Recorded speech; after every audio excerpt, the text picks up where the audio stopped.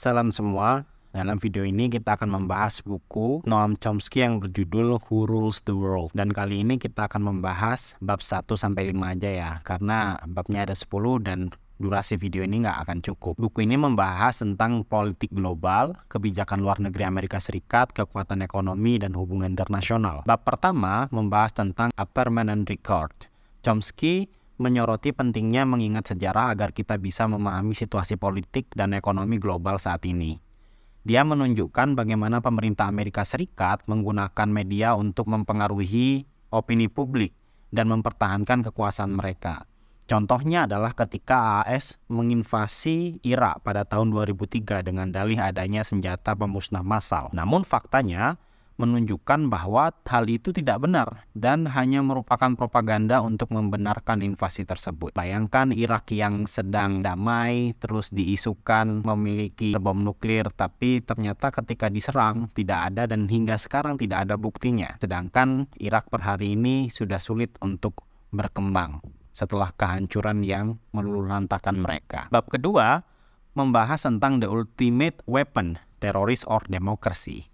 Jadi weapon ini senjata yang sebenarnya itu adalah terorisme atau demokrasi nih. Chomsky menunjukkan bagaimana Amerika Serikat menggunakan terorisme sebagai dalih untuk memperluas kekuasaan mereka di seluruh dunia. Namun dia juga menyoroti bahwa Amerika Serikat sendiri telah melakukan terorisme di masa lalu, seperti pada saat mereka mendukung pemberontakan terhadap Chili yang dipimpin oleh Presiden Allende pada tahun 1973. Dan juga demokrasi digadang-gadang sebagai sistem yang sangat baik. Padahal demokrasi yang ada, contohnya di Timur Tengah, itu benar-benar dipaksakan. Sehingga menjadi sistem yang tidak seharusnya cocok bagi budaya mereka. Bab ketiga, pembahasan tentang Is the World Too Big to Fail? Chomsky membahas dampak globalisasi dan interkoneksi antara ekonomi dan politik di seluruh dunia. Dia menyoroti bahwa krisis ekonomi yang terjadi di negara-negara maju seperti AS dan Eropa tidak hanya mempengaruhi negara-negara maju tersebut, tapi juga mempengaruhi negara berkembang dan miskin di seluruh dunia. Jadi mereka yang resesi, negara-negara berkembang juga dampaknya bakalan dapat. Contohnya aja di 2008. Di 2008 tuh ada krisis mortgage di Amerika Serikat yang pada akhirnya menjalar ke seluruh dunia. Bab keempat membahas tentang Master of Mankind.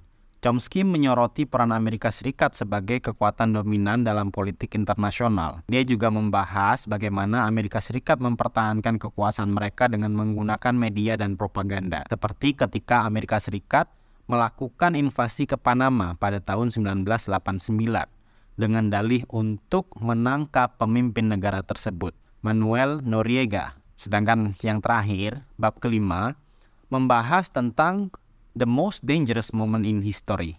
Chomsky membahas mengenai ancaman nuklir dan konflik antara Amerika Serikat dan Soviet selama Perang Dingin.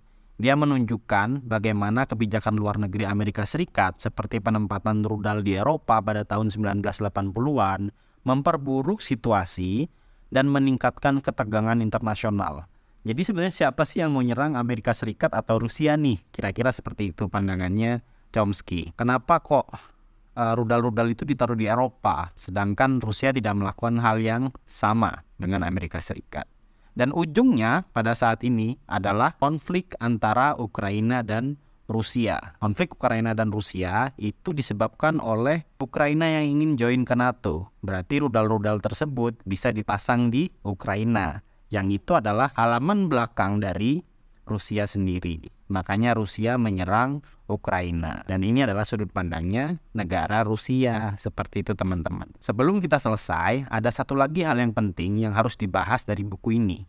Chomsky menunjukkan bahwa tidak hanya Amerika Serikat yang memiliki peran penting dalam politik global, namun juga perusahaan-perusahaan besar yang kekuatan finansialnya mempengaruhi kebijakan politik di seluruh dunia. Salah satu contoh kasusnya adalah yaitu Exxon, yang mengetahui tentang dampak buruk dari pemanasan global akibat bahan bakar fosil, namun tetap memilih untuk menutup-nutupi informasi tersebut dan terus menghasilkan keuntungan dari produksi minyak. Hal ini menunjukkan betapa kuatnya pengaruh perusahaan besar dalam membentuk kebijakan lingkungan dan politik di seluruh dunia. Demikianlah pembahasan kita tentang bab 1-5 dari bukunya Noam Chomsky yang berjudul Who Rules the World, dengan studi kasus dalam setiap babnya tentunya. Terima kasih sudah menonton, jangan lupa like, share, dan subscribe channel ini untuk video selanjutnya. Sampai jumpa.